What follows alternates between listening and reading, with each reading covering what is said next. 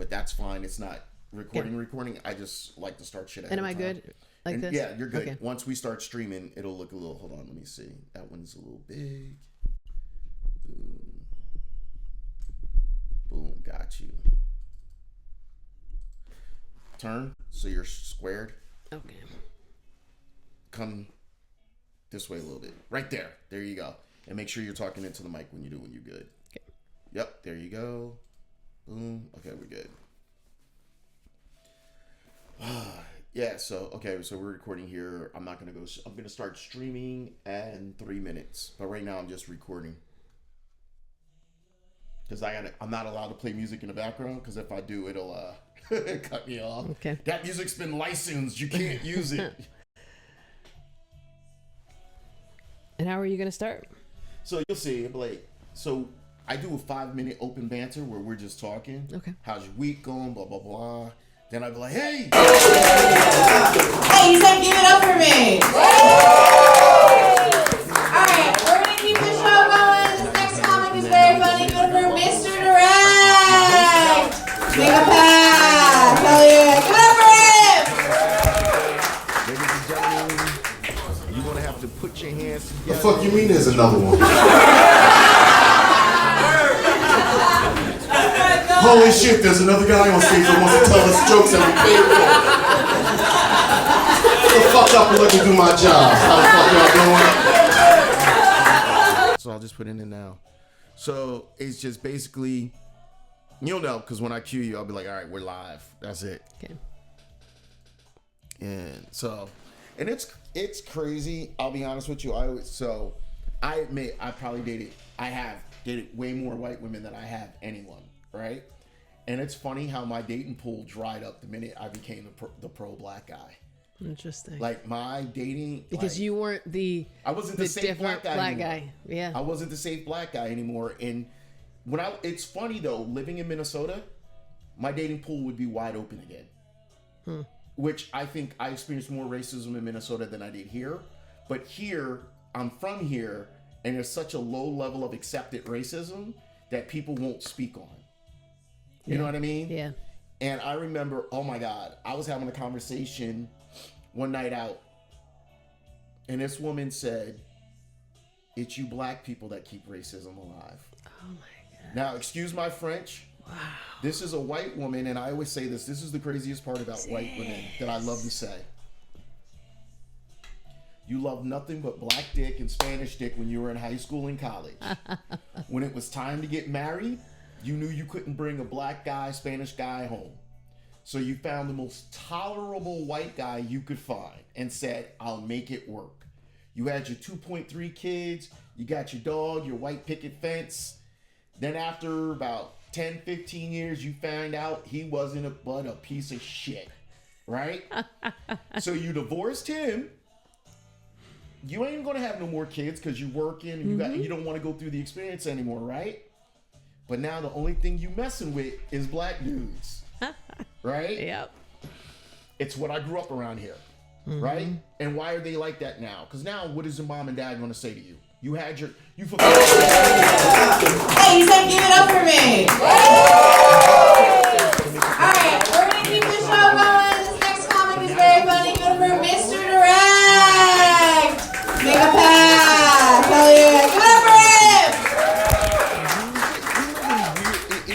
Good times. It's been a very. The fuck you mean there's another one? Holy shit, there's another guy on stage that wants to tell us jokes that we paid for. Get the fuck up and let me do my job. How the fuck y'all doing?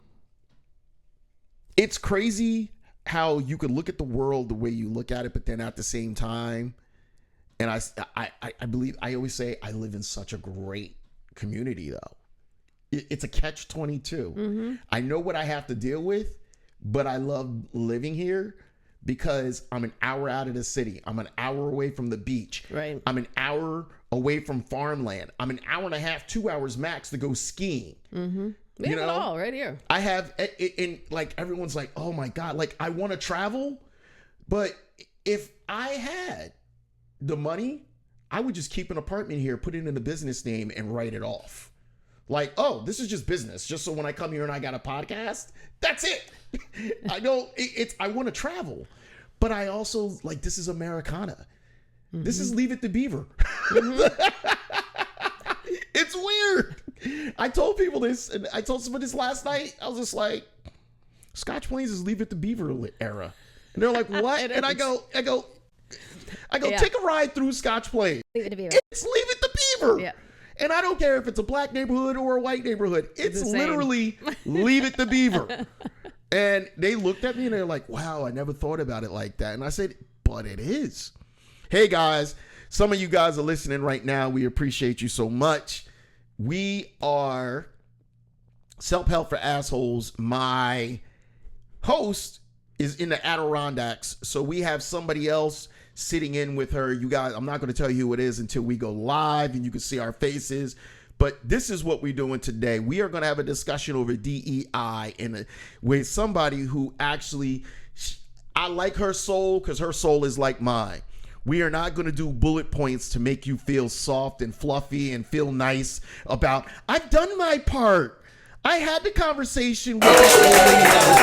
Hey, you said give it up for me. We're going to really All right, we're going to keep the show and for going. some of y'all, Next comic is very funny. it's going to be a hurtful Mr. conversation. You're going to get in your feelings. Make a pass. Hell yeah. Give it up for him. It'd be like, yo, I needed that self-help today. What the fuck you mean there's another one? Holy shit, there's another guy on stage that wants to tell us jokes and we pay for it. Get the fuck up and let me do my job. How the fuck y'all doing? Yeah, Tuesday was a motherfather. It was, yeah. Tuesday into Wednesday was bad. Tuesday. But then you have to get back up and keep it going. Were you shocked? Yes and no. I was disappointed, but I wasn't necessarily shocked. Okay, because I knew. I wasn't necessarily shocked. I kept telling people on their different feeds that that Kamala wasn't gonna win. Yeah. And people thought I was crazy. People thought I was absolutely crazy. Here, hold on one second. I'm just gonna make sure I can hear everything. Keep talking. Yeah, I was hopeful and very much engaged in activities, with the Democratic Party in my area. Hopeful. Yeah, we're good. But I have to say, once I started to see the numbers come in, it didn't take much to say that I've been going live on my page every day, and I kept telling people thought I was joking, and I kept telling them, I said, yo, we ain't gonna win. And we're gonna talk about it once we go live. I ain't gonna say here now why, but I knew we were not going to win. Yeah. We weren't. And I always have to keep up a sense of hopefulness. But there's something deep you say, can this really happen? I hate it to have to say that I knew we would lose. And people will never understand that. I said it on this one lady's page. I said, listen, let's be honest. There's no way we can win. And they were like, oh, you're putting it in the air. I was like, motherfucker, there's 172 million people voting, supposedly, right? Yeah. If you think my one real rational thought is going to affect 172 million other people, like, there's a black guy somewhere sitting in his basement saying, we won't win. Hey, you said So we won't win. Like, that was the And I said to her, come on now, let's have an honest conversation. Make a pass. Hell yeah. Give it up for him. I woke up, I saw the numbers. Well, the initial numbers, I wasn't scared. The fuck you mean there's another one? Holy shit, there's another guy on stage that wants to tell us jokes and we pay for it. Get the fuck up and let me do my job. How the fuck y'all doing? Yeah. What happened? How did this happen? Where did the Democrats go wrong? Well, it all of a sudden became this quick pivot finger pointing. That I didn't like because I thought, come on now. It's not just one thing. It's not just one person. And think about it. The other side of it, the flip side is 107 days to do what Kamala Harris did, where there was someone on the Republican Party that said, yeah, we've been planning this for 2 years. We've been, out there, canvassing and doing all these things for 2 years. Okay, 2 years to 107 days. Okay. Oh, it's about to get on. There were some things that were pretty impressive. Ladies and gentlemen, you know who it is. This is Self-Help for Assholes. We'll be back in a moment. I read an article a long time ago, and the article basically said that a lot of people that have personality disorders are undiagnosed.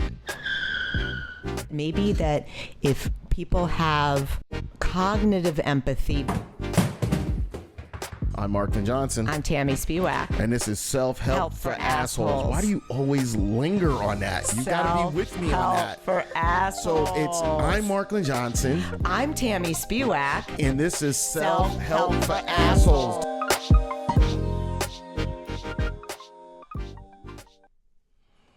Yes. Hey, what's going on, everybody? It is Marklin. We are here on Saturday, November 9th.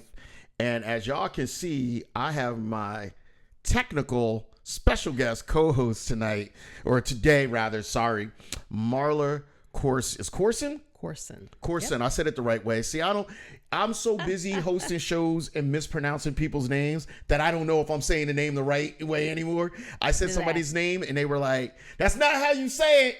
I'm like, how do you say it? And it was like, so let's just take yours. You was out there, you were like, it's Corson. Where's the I? I don't care if there's no I. It's Corson. I'm like, what the hell? Corson. Yeah. Exactly. Yeah. So listen, we're going to have a conversation today. This is the election fallout as well. The main reason why I wanted to have her on the show is because one of the initiatives of Project 2025 was to do away with DEI. And basically, what was it? We're going to get rid of all anti-white sentiment. Which I don't know what anti-white sentiment is, because I don't see nobody marching in the street saying screw every white person.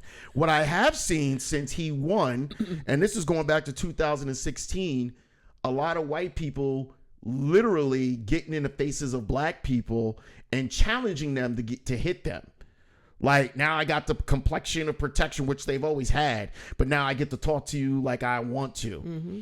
And for those of you that don't know, there was a mass text message that happened to only go to black people. I want you're supposed to be reporting to your plantation by by November 15th or something like that, 2025. And there was like 25 states. There's probably more now. This was planned. Yeah. This was planned, but not only was it planned, it was intentional to put fear into black people. And how could it only go to black? Think about that. Only black people. Who has access to that type of technology to be able to we won't even get into it. But it was intentional. It was intentional. Everything we're seeing is intentional. I'm going to tell you this. I wasn't shocked or surprised about the election. As some of y'all might have heard when I first woke up, I knew what was going to happen. I saw it coming. I knew it. I told everybody this is what's about to go down. Just let it be. And that's why I'm not dismayed. That's why I'm not upset. That's not why I'm, pissed off. I knew what was coming down a lot. And while some people will say, oh, it's not going to be that bad, I'm going to be real with y'all. It is going to be that bad. And you guys haven't seen shit yet. No matter which way you want to talk about it, no matter how you guys want to pretend it's going to be, you ain't seen shit yet. Stephen Miller, who works hand in hand with Trump and is a devout racist. He's a devout racist. He has already said that we're going to fast track kicking people out. Mass deportation. Fast track it. Some of y'all sitting out here thinking, well, it's only the illegal immigrants. No, they said they're actually going after naturalized citizens as well. See, this is the trick of what he says. Oh, no, we're only going after illegal citizens. Now, if you're a naturalized citizen, they want to target you too. Yep. It's just a part of it. That's the trick, right? That's Trump's trick.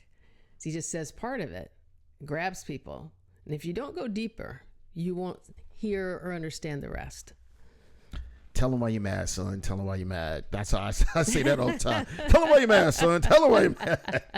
Now, here's the thing that I want to share with all of y'all, whether you want to accept it or not.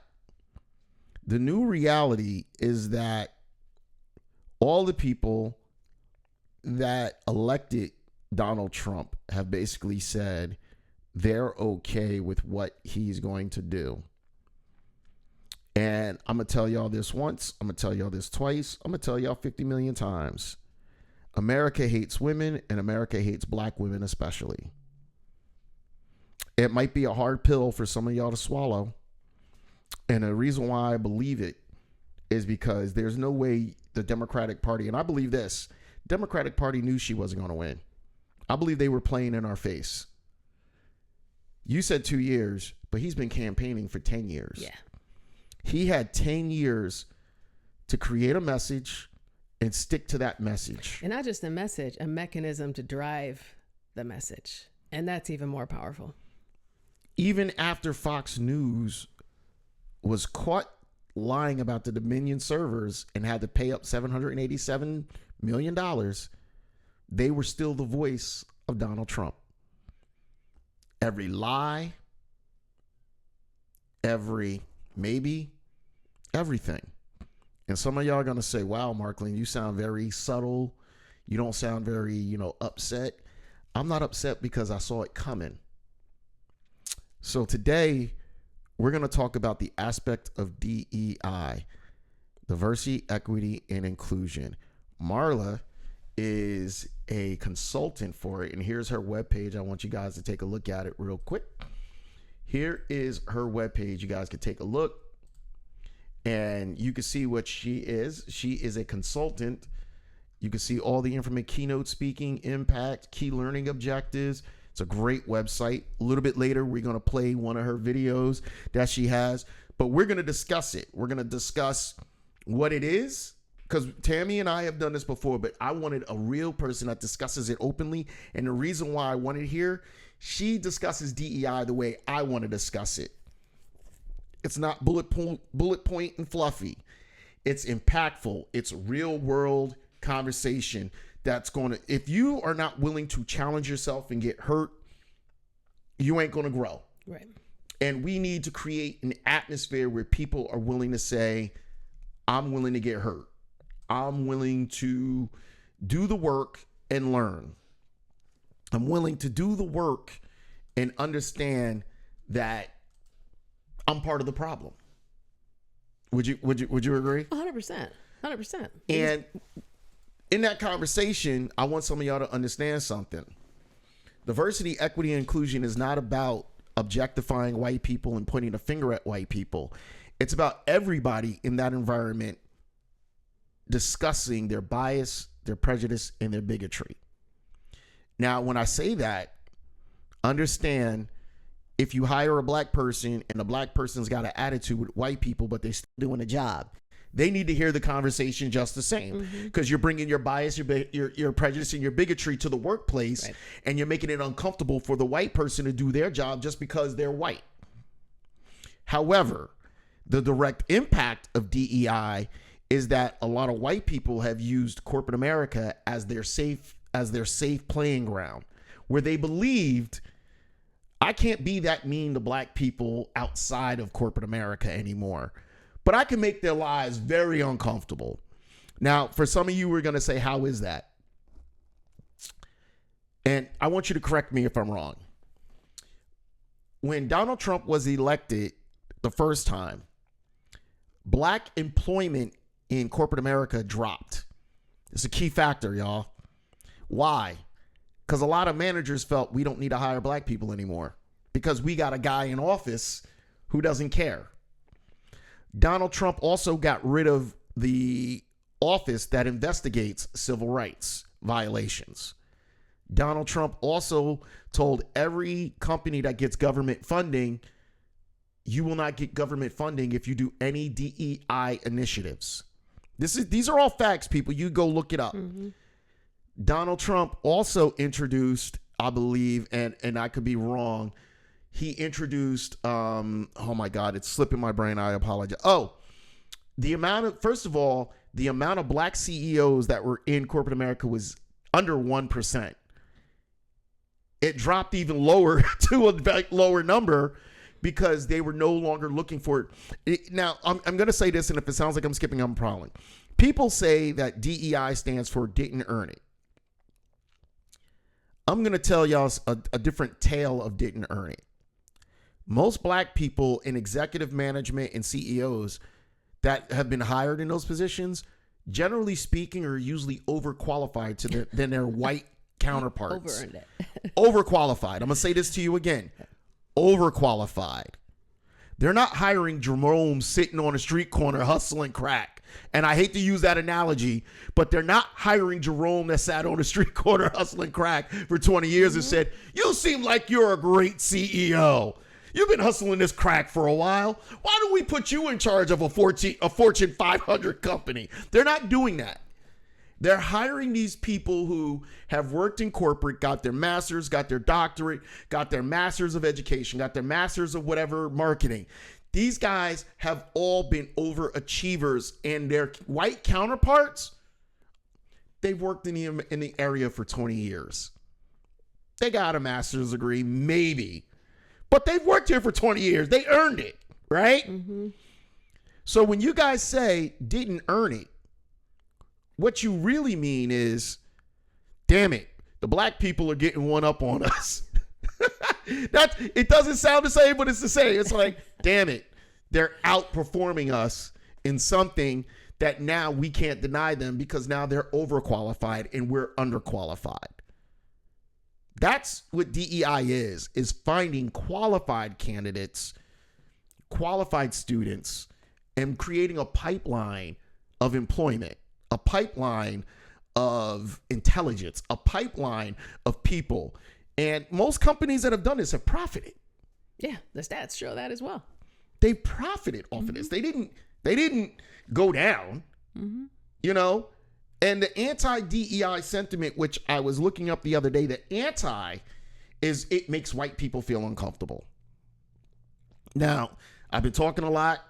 I'm gonna hand it over to Marla. Marla, let's tip into this. Why do white people feel uncomfortable with the conversation as a whole? You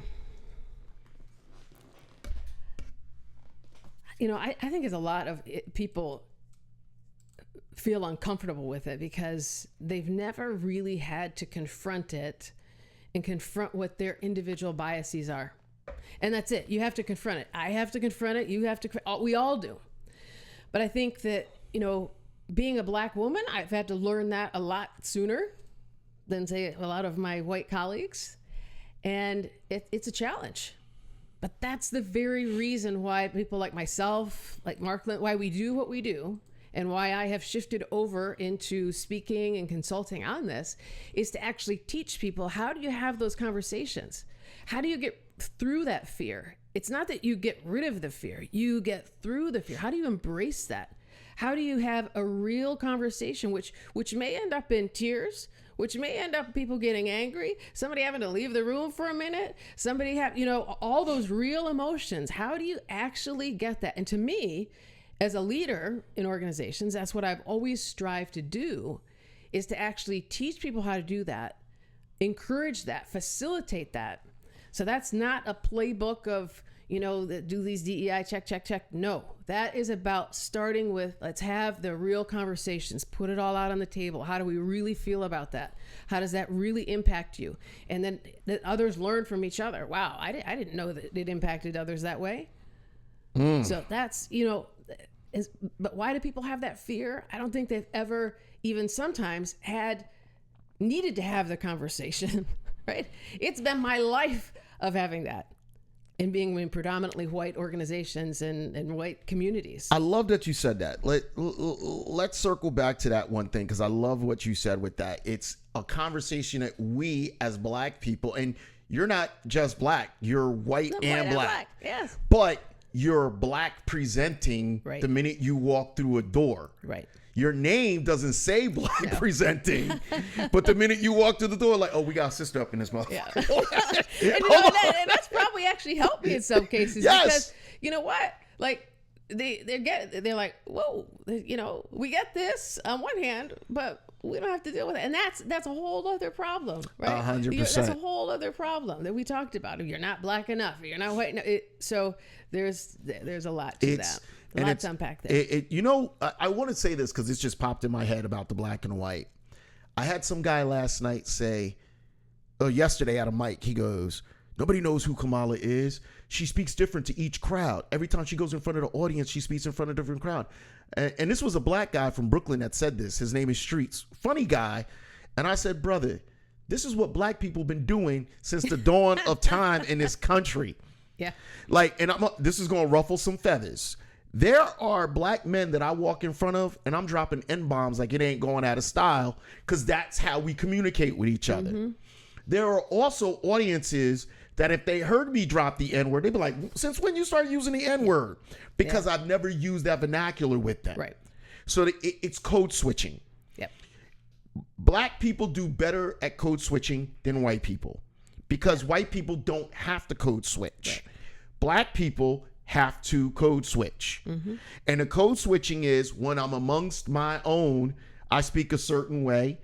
And when I'm not, but if you think about it like this, if you play a sport and there's certain things that athletes say to each other, it's still code switching. Right. Only thing you're doing is saying, well, I play football and this is how football athletes speak to each other. This is how basketball athletes speak to each other. Right. It's the same shit. The difference is professionally, black people had to master that in their lives. Yeah. Black people, and I always say this, it was funny when I was working in corporate America, we used to laugh at the black guys because we used to say the white girls love the corporate thug. You know what I'm talking about? Yeah. And at the office, suit and tie, very polished. How are you doing today? My name is Michael Smith. It is great to meet you. We're going to start this conversation lightly, and we're going to go over how we benefited from the last production meeting that we had. He goes home. Let me tell you about these motherfuckers at work. These some of them are bitches. The fuck, like the vernacular just changes tremendously. And I remember I went on a business trip one time with a manager, and I'm trying to be prim and proper. And it was a white woman that was my manager, business trip. And this white manager invites me to her room. I'm already nervous. She goes, "Oh, just come up to the room, and we'll go down to the meeting together, right?" And I said, okay. Now, the meeting wasn't a formal meeting. It was like a get-together, right? I go into her room. She's got 3 blunts. I can't believe you went in the room. She's got 3 blunts rolled up. And she's like, you want one? I was like, hell no. And she goes, oh, you shocked? And I was like, what? She goes, oh, hell yeah. I couldn't deal with them white people downstairs if I wasn't high. Now, this was a white manager. You see what I'm saying? Yeah. She grew up around black people, so she knew how to code switch. Right. And I'm like, wow, you ghetto as hell. And she goes, what? And I go, I'm not ghetto. I grew up in the suburbs. But that's another assumption that looks at you and says, she exactly. thought that there was and even she had to confront her own bias, prejudice, bigotry. Right. All black people were from the hood. And I'm like, I grew up in fluffy, leave it to beaver Scotch blades. Well, I just told you, we were talking earlier. I said, I went to this, Democratic Party group where I live. And I said to my neighbor, and we stood back and I looked at all these people and I said, you know what? If I didn't know I was in a group of Democrats, I would think I was amongst a bunch of Trumpsters. And I said to my neighbor, look, that's my own bias. Look at that. Yes. I was making that judgment call. Shame on me. But that was a learning. And I think it's important that we can think about those things and recognize it in ourselves. Yes, we 100%. all have that. And then say, where else do I do that? Where else might I think that? So I want to go back a little bit. What made you get into the whole DEI consulting? Like what drove, like I always say there's a pinpoint hit in our lives where we're like, I got to do this. Yeah. I think I've always felt, I have always felt a deep responsibility to uplift others. I've always been a leader. I have had a lot of different leadership positions. I just am naturally. Mm-hmm. I'm kind of a take charge person. And so with that, I have always just felt the need to drive that and have in everything that I've done with, with work, with school, even in my personal life.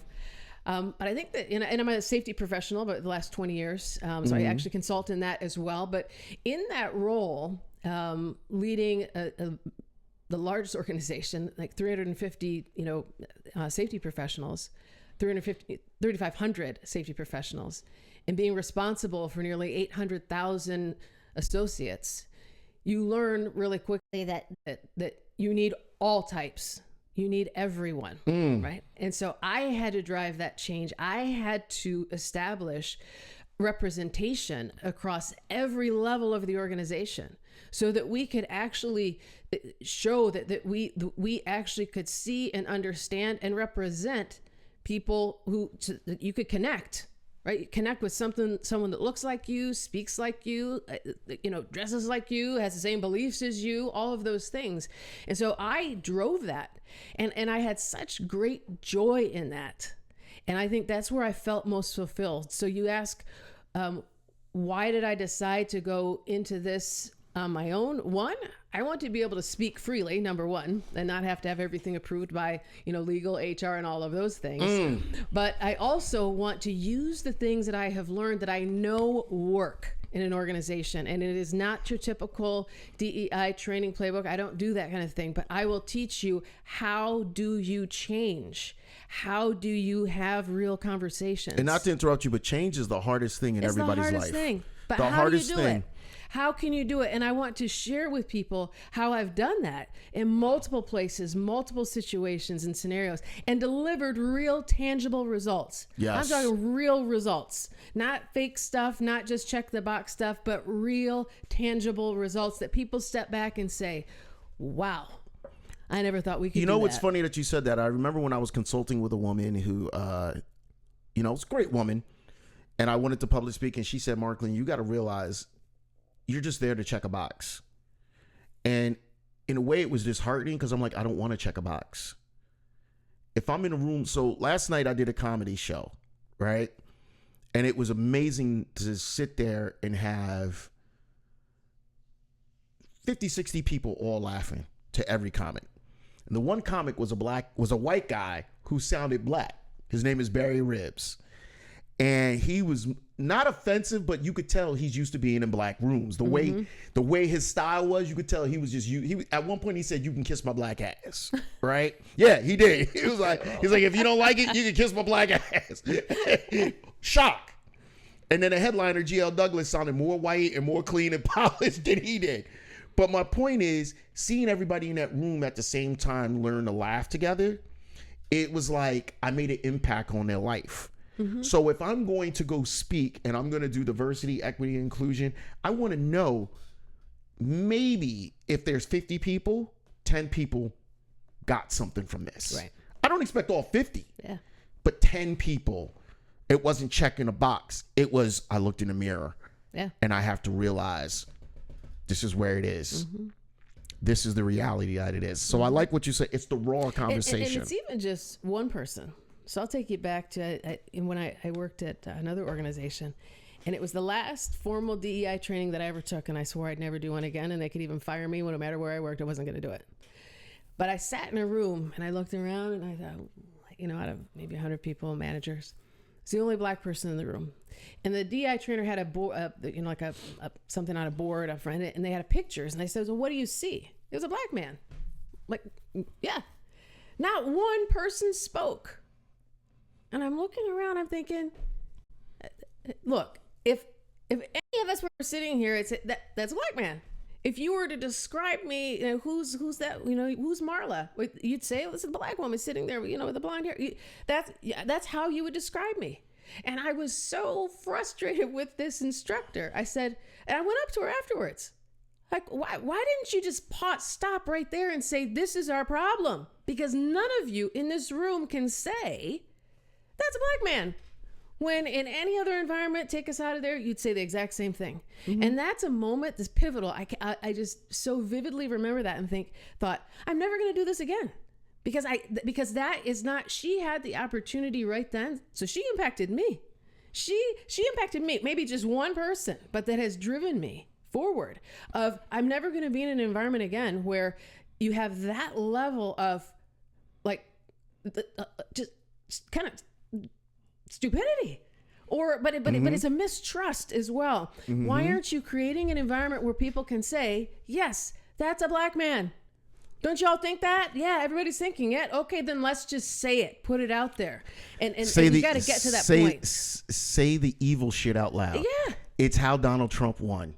The shit that people were scared to say, he said out loud. Yeah. He would call black people stupid. Openly. He didn't just call one black person stupid. He called all black people that didn't vote for him stupid. All other groups. In fact, he put all groups together and said that. I said this to a woman the other night. I said, he sat on stage and insulted everyone but black people. And she just looked at me. She goes, oh my God, but my stocks are so great. I'm like, again, so for you, you're willing to make money over your morals. Your money matters more than your morals. He insulted every group but white people, and that's okay with you. You know why? Because he spoke to your inner racism, your inner prejudice, your inner bias, your inner bigotry. That piece you don't want to really discover and accept and change. And I'm going to give you this stat, and you tell me where you think I'm wrong. Stop me where I'm wrong. When Biden called Trump supporters racist, right? The next day, Donald Trump's getting on a garbage truck, and he said, yeah, he called 252 million people, 252 of my supporters garbage, right? So somebody said, well, where does that 252 come? 252 million seems like a big number, right? Here's what's tricky. He only got 70 million votes. So technically he's got 72 million supporters according to the last election. So where did this 252 million come from? There are 252 million white Americans. That's where his number comes from. Of that number, I didn't know that fact. Well, that's of very that number, interesting. I would say 126 are openly racist. Of the 252, 126 million are openly racist. What I mean by openly racist, they don't want you, they don't like you, they don't want shit to do with you. You're black, stay the fuck away from them. You're and they Mexican, feel open to say that and share that, and they'll say it to you. Yeah. They'll let you know I don't want to be around you. Of that, roughly 75 million are what I call racist comforters. They're going to smile to your face. They're never going to call you a nigger. They're never going to call you anything bad. But they will stab you. But they will, if they could throw you underneath the bus, they will. Yeah. And they will vote along with the white agenda because it serves them a purpose. 50 million of them are straight up, I don't give a fuck about color. I don't give a fuck about religion. You do good. I do good. We're good. The problem is the 126 plus the 75 that I said. Think about that number. Whether we're open or we're silent, but it's still a huge number. Exactly. And it outweighs the others. And that's who Trump spoke to. And that number outweighs the 45 billion black people because some of us vote along with them. Yeah, you know, shocking, some of it, excuse my French, some of us want to be house niggas. Hard words for some of y'all to hear, but some of us want to live in a house.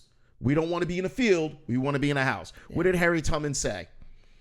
I saved 1,000 black people. I would have saved 1,000 more, but they didn't know that they were slaves. Yeah. Or it's something along that lines. They didn't realize, and that's also, you don't recognize that there's something more, there's something better, that you don't have to accept that. That's the really hard thing. Is when you see people who just accept it and they feel like they just have to accept. I can't do anything about it. And that's white or black. You know, that piece right there. Anybody. When you think you can't do anything about it, you can't make something better for yourself. Yes. That's the sad part. And when I say that's white or black, it's because white people unfortunately seem to think that black people gaining is them losing. Yeah. And they're going to do to us like we've been doing to them. And we don't want to even go near that. Yeah. So now when we go backwards and we talk about this with DEI, DEI is really about the workplace. Forget your life every day. Yeah. It's about being in a workplace and being able to achieve and being able to give the opportunities the way they are, where they should be. A lot of people don't understand. And you gave a good story. I'm going to give you a story. We were talking about it earlier. I was working at Ecolab back in 2005 till about 2007. I'm going to tell you the name of the company. I don't care. And I was having it wasn't a mental breakdown, but I had people at the job that were just really kind of screwing with me. I didn't really deal with racism until I moved out to the Midwest. That's when I really saw racism at play. Mm-hmm. And I always tell people I wasn't the best employee because I hated working for other people, but I was a good employee to a certain degree. There was this one employee who kept screwing with me, trying to be nasty and say some real fucked up things to me. And I never addressed it. I never said anything nasty to him on the floor, never went at him. I was like, listen, I'm me. Goofy, loudmouth, whatever. I'm just me. I don't care. I'm just me. I didn't call out of work. I just didn't show up. And they were like, the manager called me and said, Marklin, it's not like you. You don't ever not call out. You're usually early. Mm-hmm. Shift starts at 8. You're usually here at 7:30. You're usually on time, right? And I said, listen, I'm going to be honest with you. This dude keeps messing with me, and I'm he's messing with me to the point I might want to punch him in his face. That's how bad it is. Oh, I didn't know it was like that. All right, just sit back, relax. We'll handle it. I get a call an hour later. Yeah, we spoke to our HR team, and we don't feel safe with you coming back into the office. Huh? Yeah, well, you basically threatened a fellow employee. I said, no, I didn't. I spoke to a manager and told the manager how frustrated I was. Now, and how you felt. How I felt. Right. Now. And you kept yourself away from work because of how you felt. Exactly. Yeah. Here's the thing. When you say, how is DEI at play with that? So I want some of y'all to realize this. When you say, how is DEI at play with this? Had that been reversed and that was a white guy saying that about me, they would have had the conversation with me because they would have addressed his feelings of why he felt frustrated that he was calling out of work and being irregular. Mm-hmm. You can't tell people that the opportunity is there when you're treating people opposite of what you're saying. Right. And they're doing it because of a bias. Yes. That they may not recognize. You look at the black guy saying this as more of a threat. Right. Than as the white guy saying it. How could the white guy say that? Yeah. Right? So the white guy could have said... If you said it and you'd believe it, you'd say that it's got to be true because that's a black guy. So it's got to be true. Yes. And the thing is, I was never hostile on it. There's not one person that ever came on that floor and was like, yo, Marklin's threatening to fuck people up. He's threatening to beat people's asses. Mm-hmm. I was never hostile to him. I never made a movement towards him. I never even spoke to him as part of that. See what I'm saying? Mm-hmm. And when I say this that so many people don't understand that a black man even being free enough to say that that's how he feels made them feel threatened. Yeah. Meanwhile, most workplace incidences of a white guy coming into work and shooting everybody up, they had 4 or 5 warning signs. This person sent a letter. This person was overheard saying some crazy shit. Yep. You know what I mean? He might have did something else, but they brushed it all off because, he's just venting, right? Mm-hmm. And then when he comes in and shoots everyone up, we don't know what happened. Yeah. But when the black guy says it, we gotta nick this in the bud right away. This is where DEI comes in, where you can understand that you need to give the black person the same room to express themselves that you're giving the white person. Right. Now, let's move a little bit over on that. Let's talk about the pipeline as far as they keep going to where the white people are, but then they complain about how our products serve black people, but for some reason we can't hire black people. Right? Yeah. What's your thought on that? Well, first I want to kind of go back to your story because it brings to mind, that's very real. It's one thing to be a black woman in the workplace. It's a whole other deal to be a black man. And I've seen that firsthand with safety professionals, one former football player, couple big guys, and just walking around with them, people are almost nervous, like scared with them, like what's going on. And had a situation where, a white leader shared the same things, same direction, same guidance with a group. Black manager does the same thing. And guess what? We have a complaint against the black manager. And luckily the white manager could actually see this, exactly what you're talking about. And he was actually trying to push this and say, time out, this isn't right. There was a full-blown investigation. Right? So they had to bring me into this. He brought me in. He's like, Marla, they're going to fire him. And this is not right.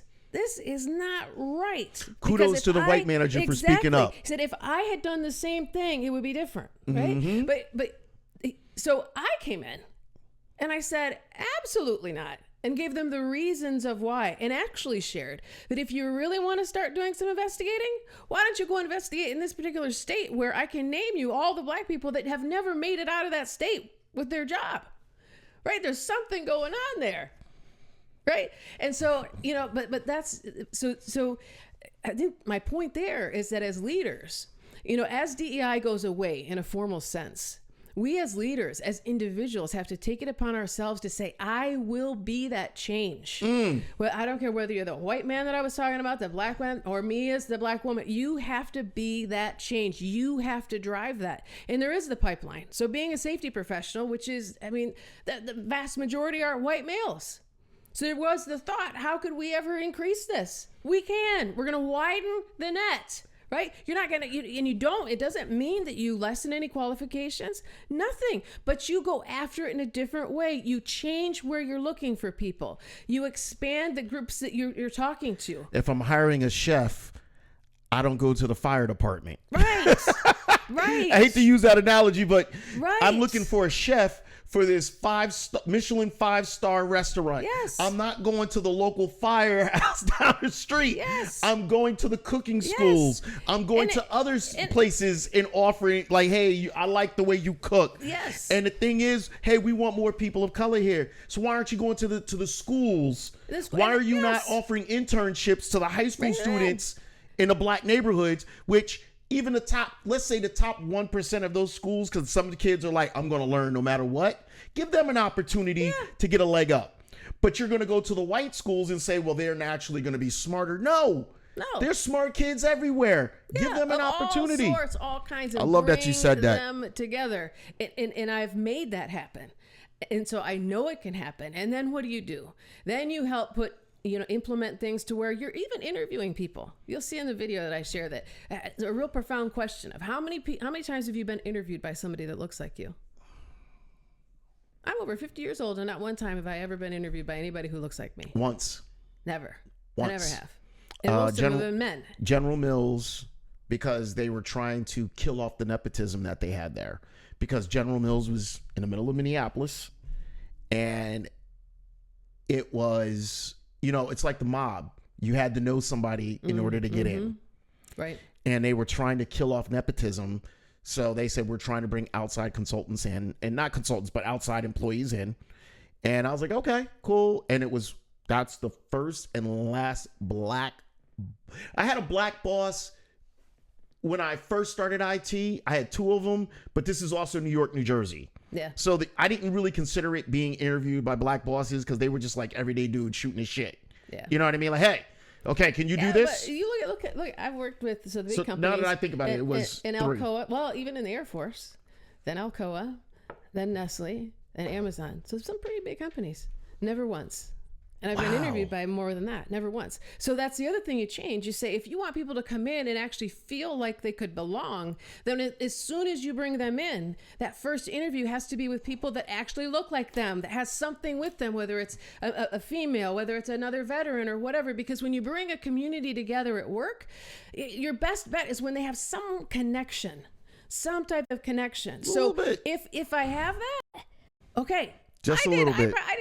My first year or so with Amazon, I did hundreds of interviews, primarily so that people could see me. I'm a black female. I'm a veteran. I've been successful. I have been at this level. Look at what we can do here, and I want you to come here and work with me on my team.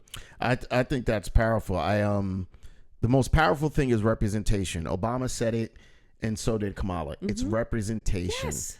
And unfortunately, people like Donald Trump want to kill representation. One thing that always annoyed me about the Trump campaign was having these black Negroes trying to celebrate Jim Crow. during Jim Crow, we had better black families and blah. I'm like, yeah, they could also pull you out your house and kill you for any goddamn reason. Did you ever think there was no wherewithal to reason what was actually going on? Oh, we're just pointing to that time. But that again is, where are your priorities? Where are your priorities? Always for me, it's been, there are certain things I'll put it all on the line for. Yes. As a safety professional, I'll lose my job over this any day of the week to do the right thing by people, hands down. Ask anybody who's worked with me. And it's the same thing with diversity, equity, inclusion. Same thing. I feel so strongly about that look, I will fight that and I will drive that, and I'm willing to just, we can end this because it means that much to me. But for many, they say, no, I want the money. I want this. So I'll just deal with that. Or I'll even kind of be a little bit like my not real self so that I can have that. No, I don't want it. Why do you think people think that DEI is anti-white sentiment? Why do you think they think it's anti-white? Yeah, really good question. Really good question. And I've had people, I shared with you, I was investigated for being a racist because I was driving initiatives to expand the representation. And I said to the person, like, oh, my mother's white. I'm half white. Half my family's white. But I think it's because they don't want to, they just can't get that concept. They just can't get that. You think it's, so you really, okay. I think it's, if it's the whole idea that it's kind of a scarcity mentality in a way.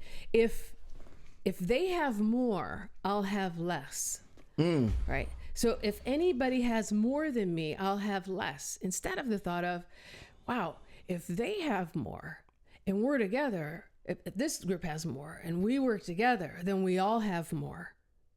Wow, what a novel idea. But people think if they have more, I'll have less. That theme keeps coming up about the more versus less, and they're going to treat us like we treated them and all that.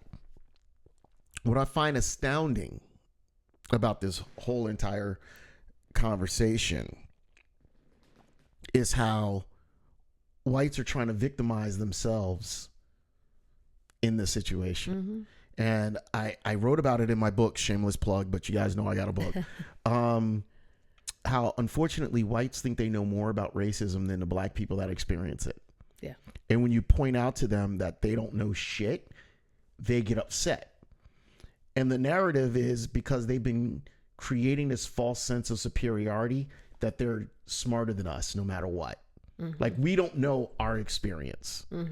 I love it when they say, there you go with that race card. Like, I love it when they say that to me and I go, I got a question for you. Where's this race card? Because I would love to get my hand on it. Because I've gotten shit because I'm black. Yeah.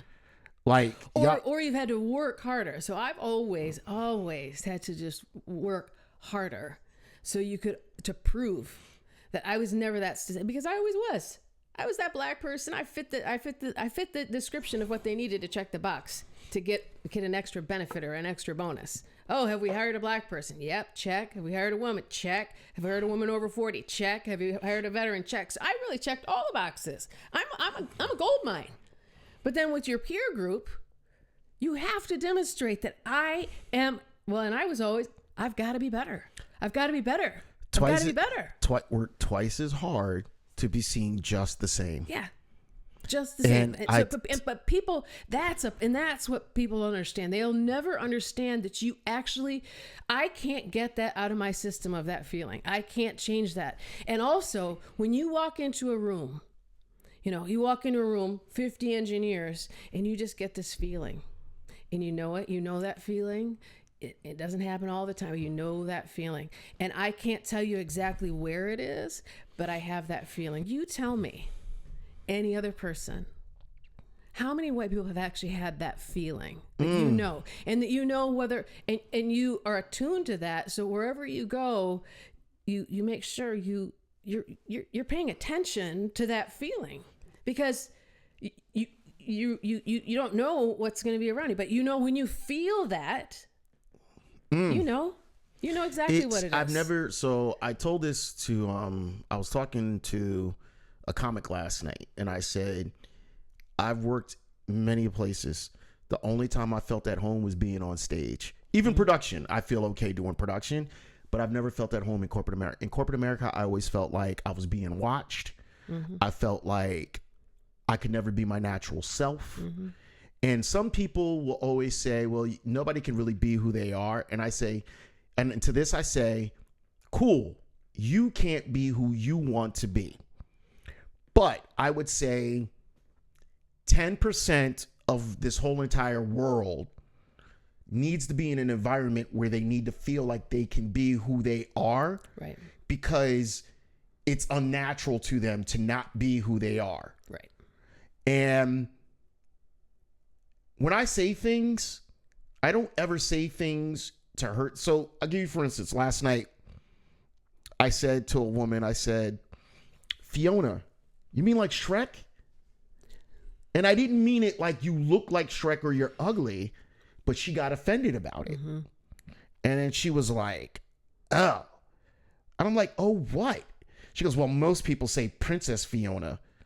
And I'm sitting here like, I just made I don't know the movie, the name I know from. And she took offense to it. And you probably even thought that looks like a princess because that's what the visual would be. Yes. You just didn't say that word.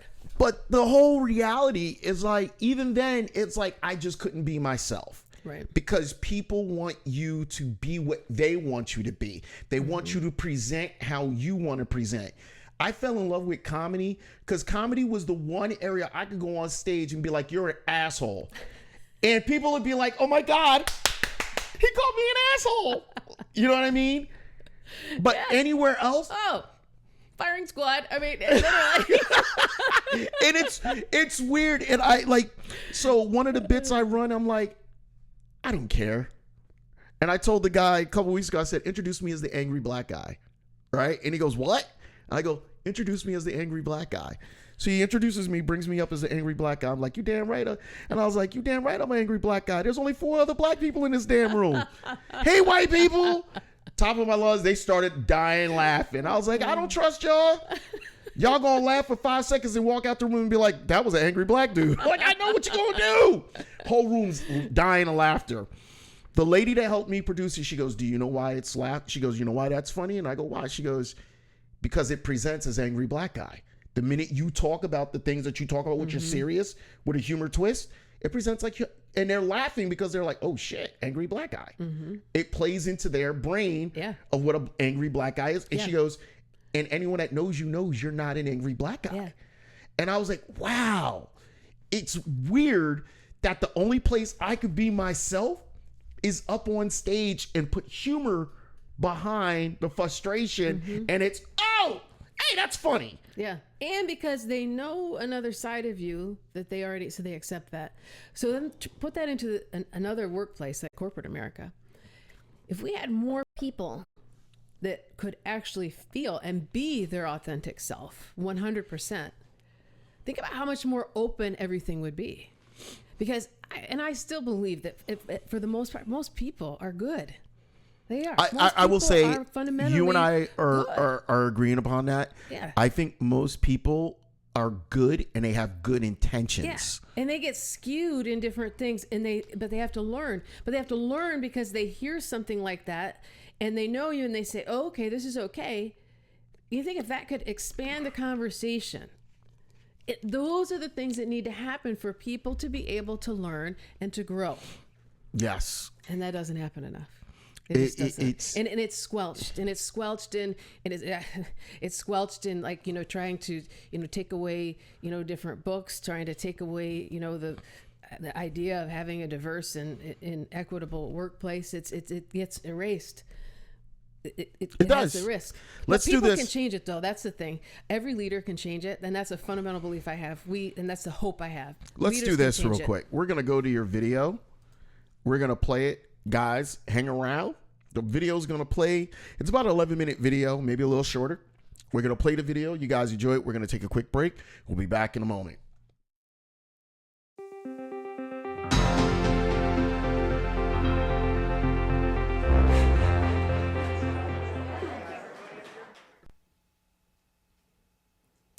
Do you remember what occurred on May 25th, 2020?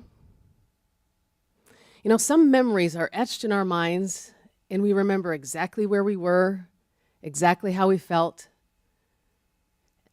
And on that day, a white police officer held his knee over the neck of George Floyd, a 46-year-old black man from Minneapolis, for 9 minutes and 29 seconds, killing him. And all this because a store clerk suspected that Floyd had used a counterfeit $20 bill. I mean, think about it. Killed over a suspected $20 bill. It's hard to believe. I remember this day vividly, and many days before and since, where people of color were murdered for equally senseless reasons. And as a mixed race woman myself, born to a single white mother and black father in Michigan, I've experienced discrimination throughout my life. Now, when George Floyd died, I was working at Amazon, and I was leading the largest safety organization in the world. I had 3,500 team members. We supported over 800,000 associates in 278 plus fulfillment centers across the United States and Canada. And I was already actively engaged in driving conversations on race and ethnicity. And I was striving to implement representation at every level within the organization. But when this happened, when George Floyd was killed, it just lit a fire under me, and I said, this just isn't enough, and it is certainly not fast enough. And, you know, I think I felt this because I've always believed that I needed to, that I really had the responsibility to act upon what I value. And I value people, all people from all walks of life. And throughout my life, I've often been the only one, the one of a handful, or the first one. And I have always felt that I needed to prove that I earned every role that I was in based on my results, so that it could never be said that I was in a role because I was the black woman, the veteran, or whatever other label there might be. And you know, these issues like this persist today. Just look at presidential candidate Kamala Harris. She's been called a DEI hire, for goodness sake. I mean, rather than looking at all of her credentials and her accomplishments and her qualifications. Now, when George Floyd died, I remember receiving countless messages from my team members expressing their pain and expressing their frustration that nothing ever changes. And I felt the same way.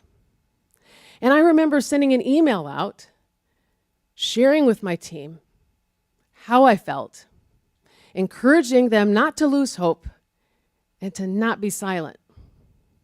But you know, an email is not enough. Emails are too easy.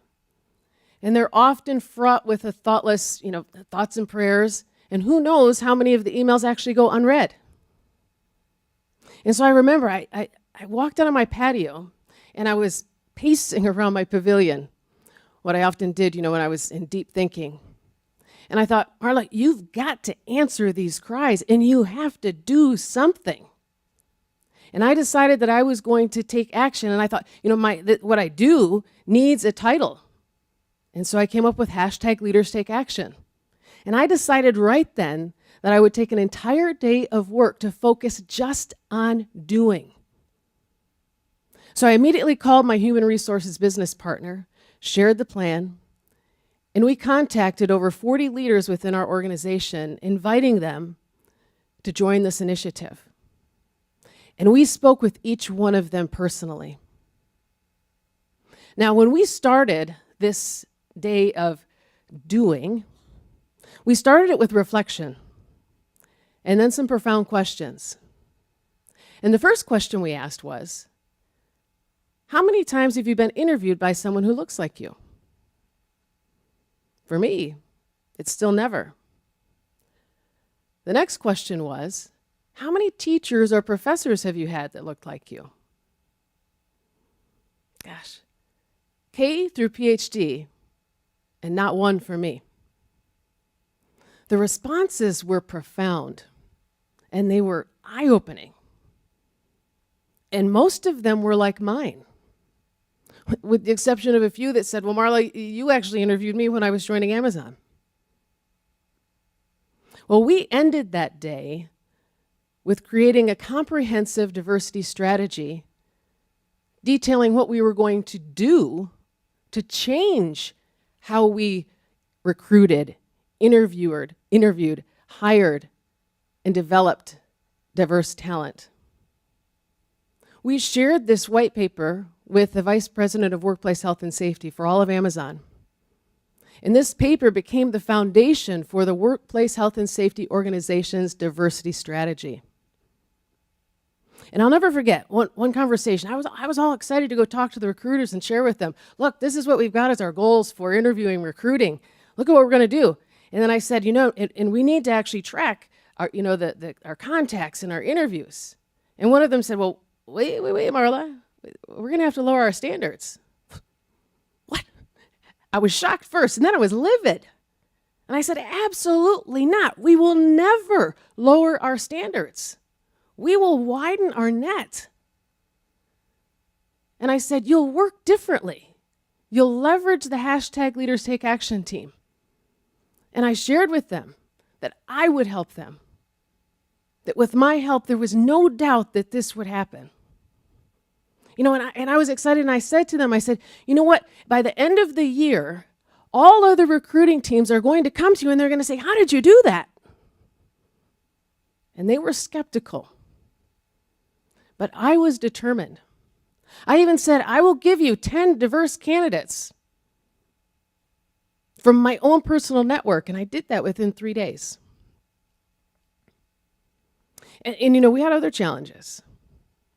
One of the recruiting members actually reported me for being a racist and saying that I was not inclusive of white people.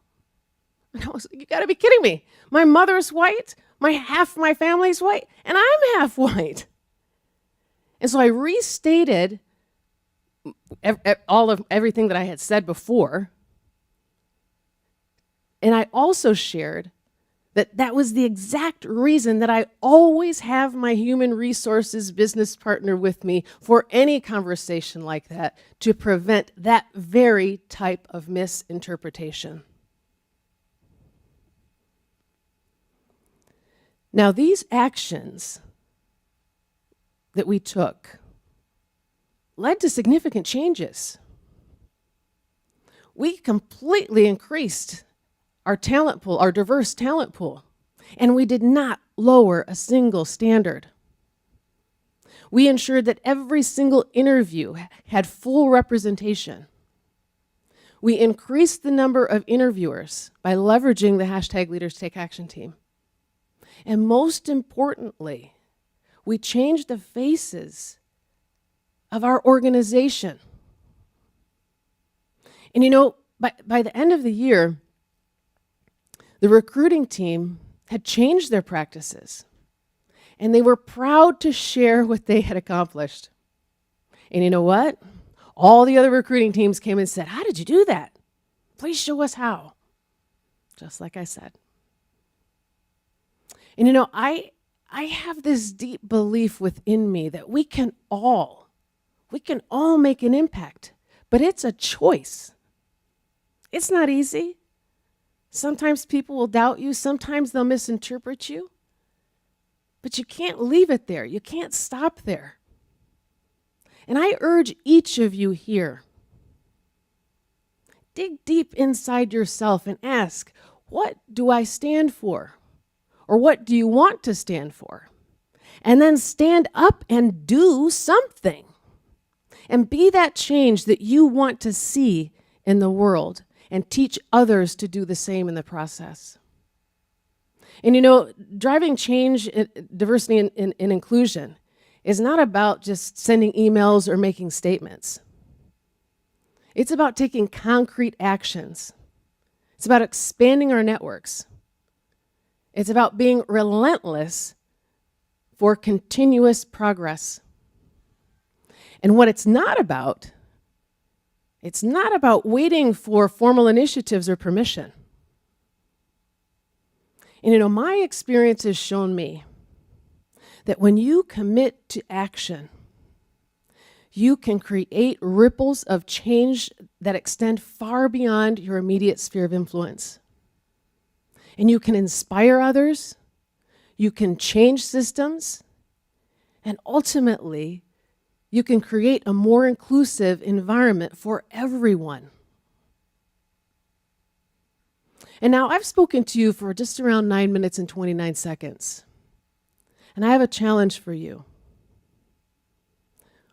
What will you do to make a difference?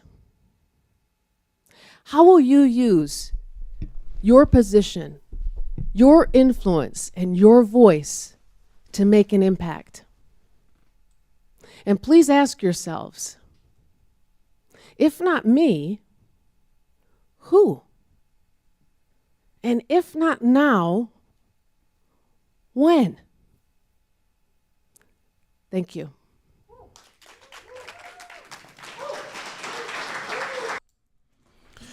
That was an amazing speech. Thank you. That was a very amazing speech. I got two things out of that I wanted to ask you that I grabbed when I was listening. I know you saw me going on the internet, but I was listening, like, I think I have ADHD. I don't know.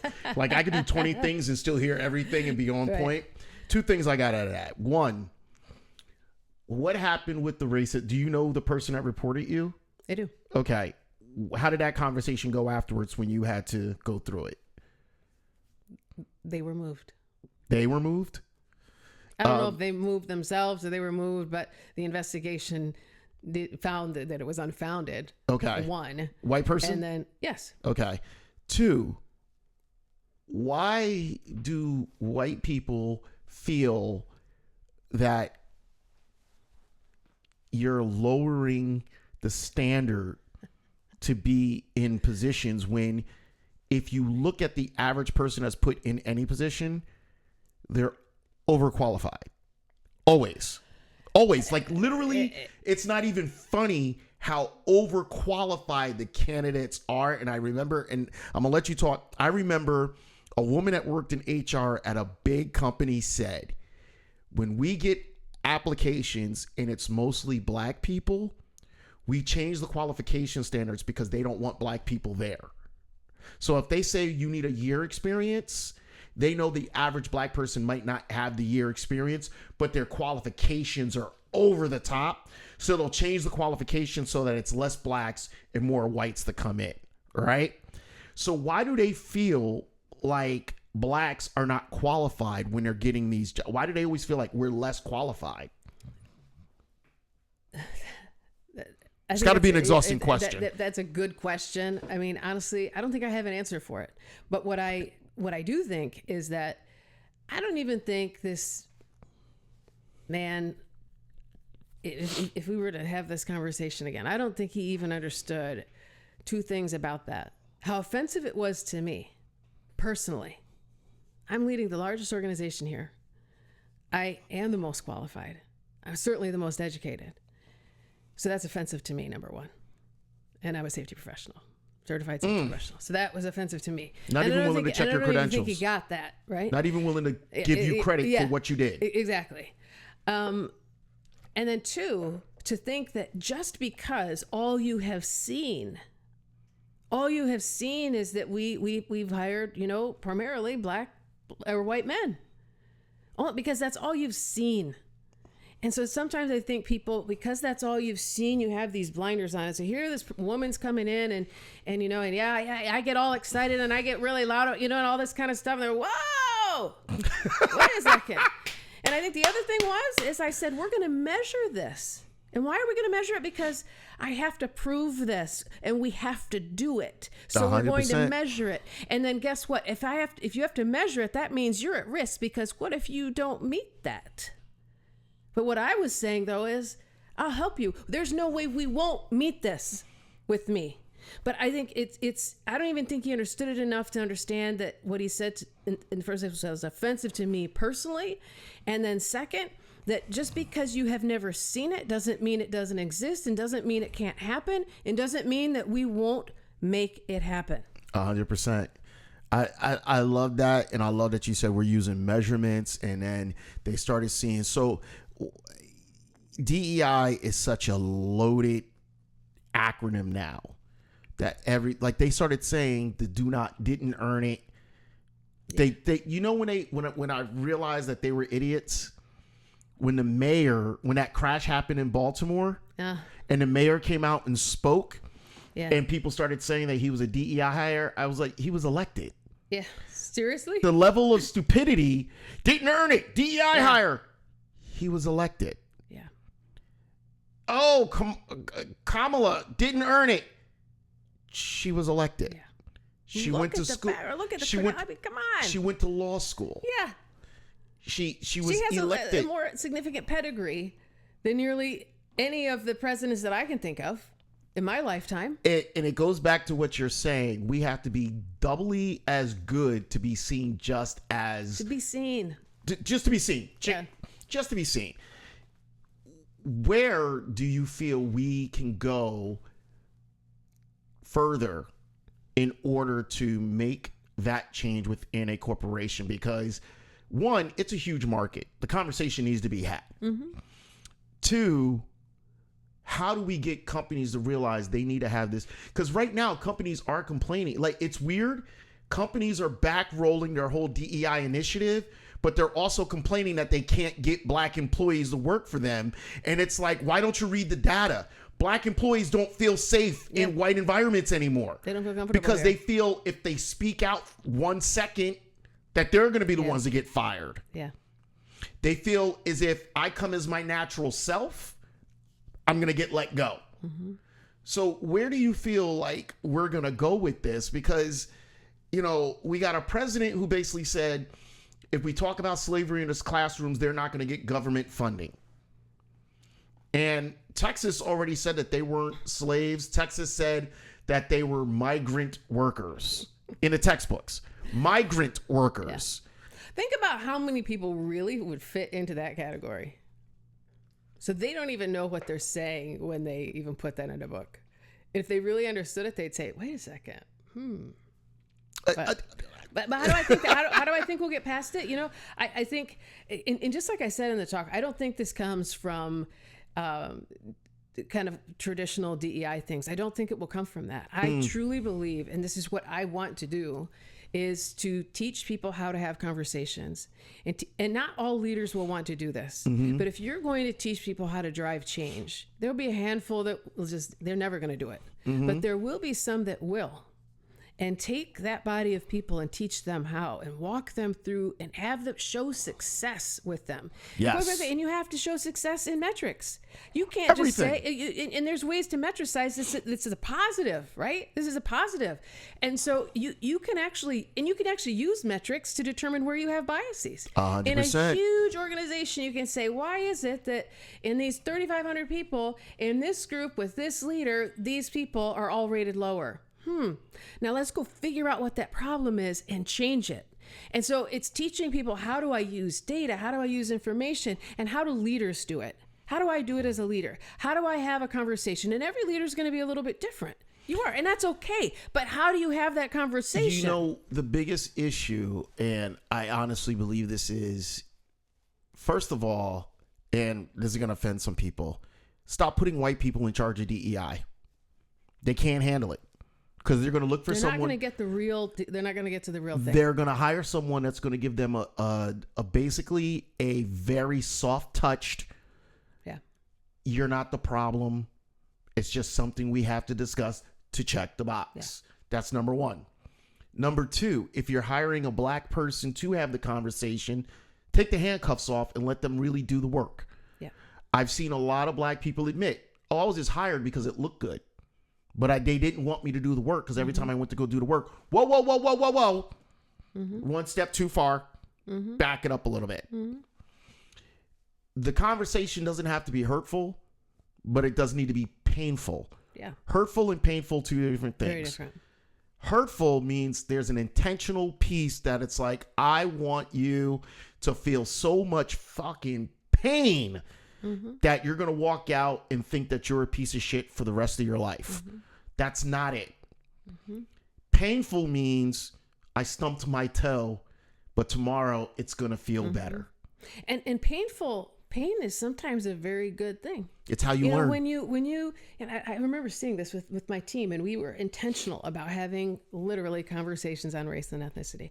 And I'd have my team come with different, topics. I mean, gosh, even when the, Roe versus Wade, one of our strong female directors, she came in just, barreling with that. And she shared it in a way that her male colleagues had just not heard it in that way. And they're hearing it from her. They see her as a strong leader. And all of a sudden they're just like, whoa, I didn't really see what this means. And allowing people to have that kind of conversation, allowing the full passion and the full, and her pain, which then all of a sudden in some cases made others pain. That's what is it? Cathartic. It's help. That you have to get to that point, 100%. And then you learn. And then what happens there too is you start to gain trust that hey, it's okay for me to share, and it's also okay for me to express my emotion to that, whether it's good or bad. Or when somebody gets upset, I remember one of the black ladies. She got really upset about. I don't even remember what it was, but we just let her share what made her upset. And she even got off a call. I love that you said that you allowed people to feel the pain and express it, whatever it was. And what I always say, what I say out of this is that if you're not willing to hear the hurt and pain in somebody delivering their message, you don't want it. And it's fine if you don't want it. But at the same time, and I speak from my own experience. So when I walk through a door, the first words I say to white people is, you created this. When they look me in my face and they see the book I wrote, you created this. Black America didn't create me. You did. I went to white schools. You know what I mean? Mm-hmm. You hear me speak. You don't hear Markland. You hear Steve. Mm-hmm. It's hard to hear racism when you hear your voice, because you want to hear it from the voice of an angry black man who hates white people. But I'm here to tell you the story. Yeah. When you hear Steve, and that's the alter ego. I always laugh about that. When I'm doing jokes, I was like, yeah, you hear Steve, but you see Tyrone. It's got to be confusing for you. My dad's name is Tyrone. I love that. But it's the truth. It is the truth. Tyrone's a big black man. You see Tyrone, but all you hear is Steve saying, you're a racist. And it's you created this. Yeah. You told me that I could be anything I wanted to be. You told me that America is equal for everyone. And I believed it until I finally got out of my bubble.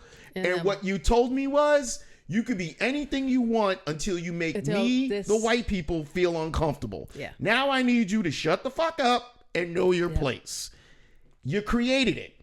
Yeah. You created the monster. And now the monster is coming back to tell you, like what Frankenstein did, you created this. I'm only doing what you guys have told me to do my entire life. Right. And now you're angry that it's coming back and smacking you in the face and saying, hello, let's have the conversation. I love what you said when we opened up about, it's one thing to be a black woman in corporate America. It's a whole nother thing to be a black man in corporate America. And when people say they're having a problem with, the whole entire bringing people in, recruiting. Sometimes I get stammered on words, I apologize. But recruiting people, and they wonder why. It's because, and take away that I want to feel myself, even in a relationship of, I want to be married. What's the one thing that people start saying in a relationship that makes it go south? I don't feel desired, right? Mm-hmm. I don't feel like my partner desires me. Right. Any job you get, you want to feel desired. Mm-hmm. And some people are so used to not feeling desired in their personal relationship that they're like, fuck that. I don't feel desired at my work. Who cares? Mm-hmm. But some people are like, no, I want to know that I feel And it's feeling that you value. want me here. Yeah, You that I have value. You value what I bring to the something table. to the table. Exactly. You value me knowing that I'm just not there as a presence, but I've got a voice. Right. And I'll never forget, I was in a meeting and they were talking about ideas to work with, like how can we make, the help desk better. And I had said something and some white dude interrupted me and they never stopped him from interrupting me. Right. And then I went to say something. They're like, whoa, he's speaking. I was like, time out. I didn't say it, but I'm like, you didn't interrupt that motherfucker when he interrupted me. But now you're telling me I got to stop and let him speak. Right. It's the subtle racism that people don't realize that they're doing every day. Right. That they can't let go of. Yeah. But you know what? So even with, again, I'll bring this back to having these conversations with my team to where there was a couple that they came back with some fantastic stories of being in meetings like that. And this happens a lot with women, where women get spoken over or they say something and then the guy says it and they believe it. You're just like, wait. And so I remember one of my guys on my team, he came to the group and he said, you know what? I'm really proud of myself. I stopped, I sent the guy a message and said, let's have a conversation about this. So he told him like what happened and that this isn't right. And he said, but you know what? I learned something. He said, I should have stopped him right in the meeting because then it wouldn't only be him learning, it would be everybody else. And it would be demonstrating that you can stop it. You can call someone out and you can create a learning environment and an open environment. And so then guess what? Then other people started to do that. And if you do that as a leader, then your team, okay, this is safe to do. And then others do it. And it propagates and people do it. I even had one of the guys come and he said, you know what? We had people over from the neighborhood and somebody was saying something. He said, you know what? He said, he turned to him and said, that's I'm not okay with that. So please, pipe down. And this is at home. And so it translates all the way. When we actually do that, it can have that other effect that positively impacts your work environment, your personal environment. But and people gravitate towards that. I love that you're saying that. And the reason why I love that you're saying that is in educational purposes, because I've met a lot of black female teachers who have said, we need this type of shit at my school. Right? The teachers need to be put into a level of, we're going to make you guys so, excuse my friend, so fucking uncomfortable that you guys are going to have to look in the mirror and say, I probably treat the black kids a little different. I probably treat the Spanish kids a little different. And I treat the white kids different. And everybody's treating everybody different. They're like, stop. And they need to, and everybody has to hear that. It needs to be. So I'm thinking like my head's rattling in my brain and I'm like, it needs to be, our meeting first needs to be, if we're going educational, with the principals, before the principals, with the district, down to the principals, down to the teachers. But think about it. But representation matters in that. Yes. Right? So one of the ladies in the book club, she teaches in the Bethlehem district, and I guess there's I don't know if he's a principal or he's over a larger part of but anyway, he's a black man, and which matches really with the population, but certainly not with what they've had in the past. But what a difference she says that has made for young boys, especially, to see him in this role. So that's the other part. That's where representation is so critical.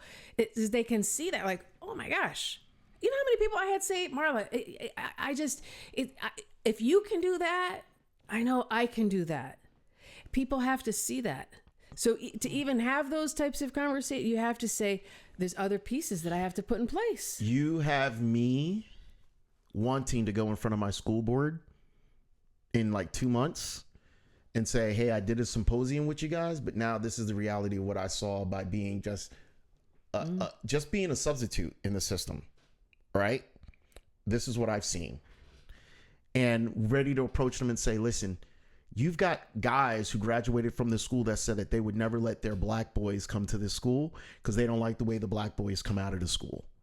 And I want you guys to think about that. People who are your alma maters are saying openly, I don't want my black child coming to this school. Yeah. And maybe that's not harsh for you. But as a black person that grew up in this community, still lives here and loves it, the fact that I know that I personally, I don't have kids, but if I did, I I wouldn't want my kid raised here. Where I live, if we had kids, there's no way. And we've said that openly. We would move. There's no way I would have my child go to school where we live. And isn't that terrible? And the sad thing is, black people move to the suburbs to get away from the hood and all the craziness. But now we feel weird putting our kids into an educational system that's still going to treat them like they're from the hood. Yeah. Meanwhile, these kids have been friends with these other kids since they were, kindergarten. Yeah. But all of a sudden, we could go further into this. It's crazy. We got to actually wrap it up. This has been such a great conversation. Yes, thank you. Thank you so much for coming. Those of you watching, I hope you learned something from this. This wasn't really anything versus I want y'all to understand what our experience is with DEI. Right. And it was not meant to be a bullet point. It was meant to be the raw conversation, because that's how I love having conversations like this. That's how you that's how you grow. You get to the root of it, and that's how you learn it. It's your man, Mr. Direct. I want to thank my host, Marla Corson. I might have said it. It did Corson. I said it the right way. I don't know why I keep double checking. Like, Marla Corson, did I say it the right way? I said it the right way. I want to give a big thanks to Marla for being here and just giving us the truth. We're going to have you back when I got my other guests here. We're going to talk about more. Thank you. Can you tell people how they can find you, how they can get in touch with you, just so that they know, like, hey, this is what you can do if you want to get in touch with me? Hey, go to marlacorson.com. Just Google me, book an appointment with me. Happy to have a conversation and happy to help in any way I can. I appreciate that. Thank you so much.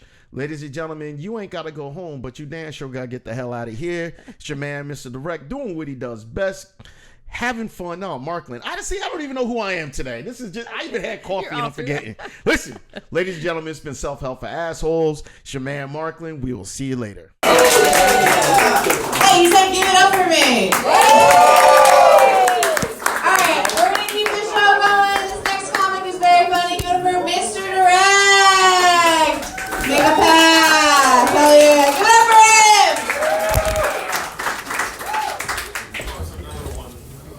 The fuck you mean there's another one? Holy shit, there's another guy on stage that wants to tell us jokes that we paid for. Get the fuck up and let me do my job. How the fuck y'all doing?